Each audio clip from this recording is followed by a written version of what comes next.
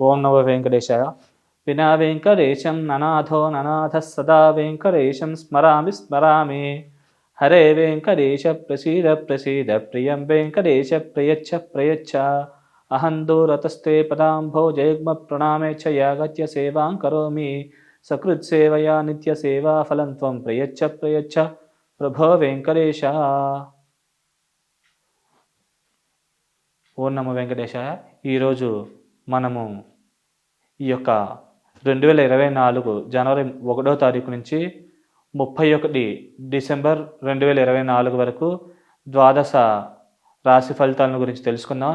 ఈ సంవత్సరం కూడా అందరికీ కూడా బాగా కలిసొచ్చి అందరూ కూడా సుఖ సంతోషాలతో ఉండాలని కోరుకుంటూ ముందుగా ఈ యొక్క రాశి ఫలితాల గురించి తెలుసుకుందాం. కుంభలగ్నం, కుంభరాశి.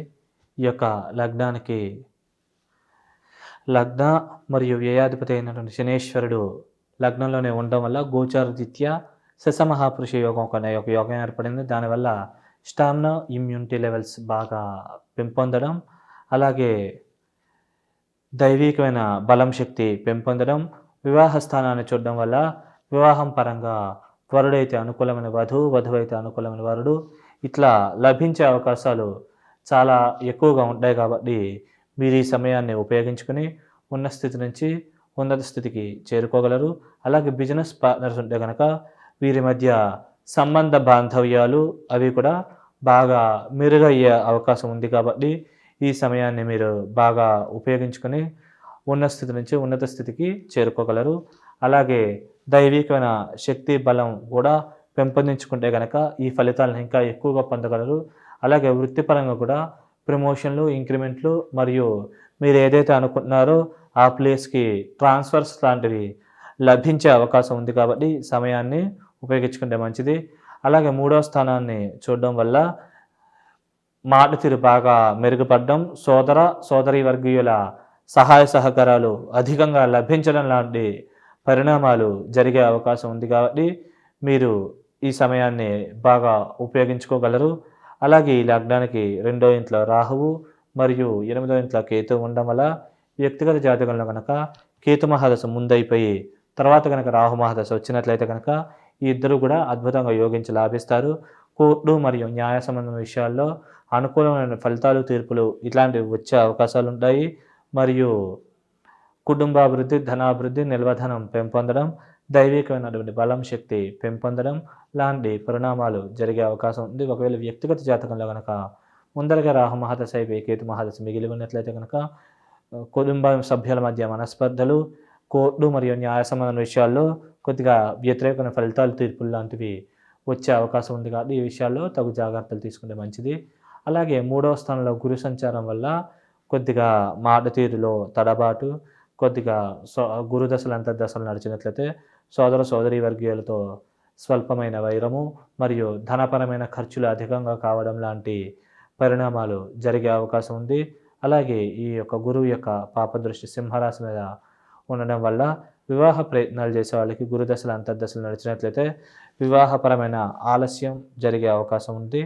అలాగే ఈ యొక్క గురువు యొక్క పాపదృష్టి కొద్దిగా ఈ యొక్క లాభస్థానం మీద ఉండడం వల్ల చేతి దాకా వచ్చి కొన్ని లాభాలు మిస్ అవ్వడం లాంటి పరిణామాలు జరిగే అవకాశం ఉంది. కాబట్టి ఈ విషయంలో కొద్దిగా ఆచితూచి కొద్దిగా జాగ్రత్తగా వ్యవహరిస్తే కనుక అన్ని పరాలకు కూడా మంచి జరిగే అవకాశం ఉంది.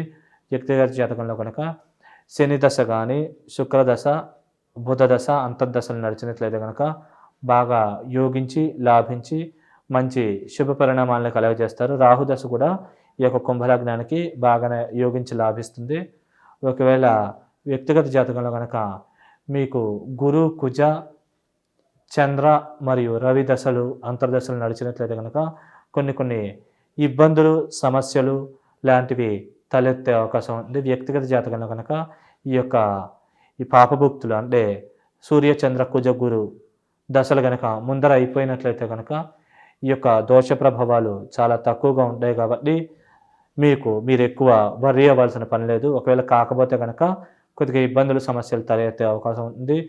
అయినప్పటికీ మీరు దైవికమైన బలం శక్తి ద్వారా ఈ యొక్క దోష ప్రభావాల్ని అధిగమించగలుగుతారు. దాని నిమిత్తం మీరు రెగ్యులర్గా కూడా ఈ యొక్క గణపతి యొక్క ఆరాధన, సుబ్రహ్మణ్య స్వామి యొక్క ఆరాధన రెగ్యులర్గా ఆచరించుకోవడం, వారి యొక్క స్తోత్రపారాయణలు ఆచరించుకోవడం, మంగళవారం కానీ లేకుంటే శనివారం కానీ సుబ్రహ్మణ్య స్వామికి అభిషేక అర్చనాదులు ఆచరించుకోవడం ఇలాంటివి మంచిది.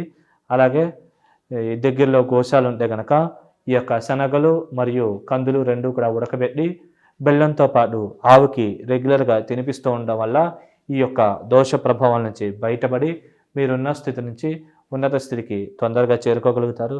అయినా దోషాలు ఉన్నప్పటికీ కూడా ఎక్కువ వర్రీ అవ్వాల్సిన పని లేదండి.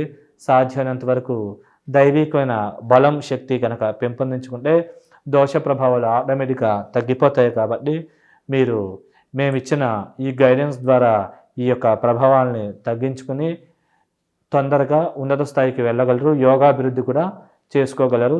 అలాగే మీరు అంటే వ్యక్తిగత జాతకంలో ఏమైనా అనారోగ్య సమస్యలు, మానసిక ఇబ్బందులు, కోర్టుకు సంబంధించిన సమస్యలు ఉన్నప్పటికీ కూడా మీరు దైవికమైన బలం, శక్తి పెంపొందించుకోవడం వల్ల ఈ యొక్క దోష ప్రభావాల నుంచి తొందరగా బయటపడగలుగుతారు.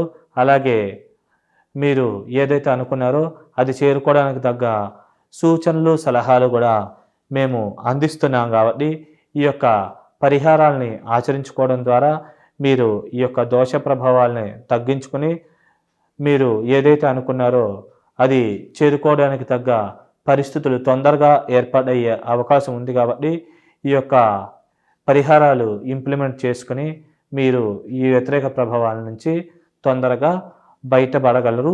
శుభం.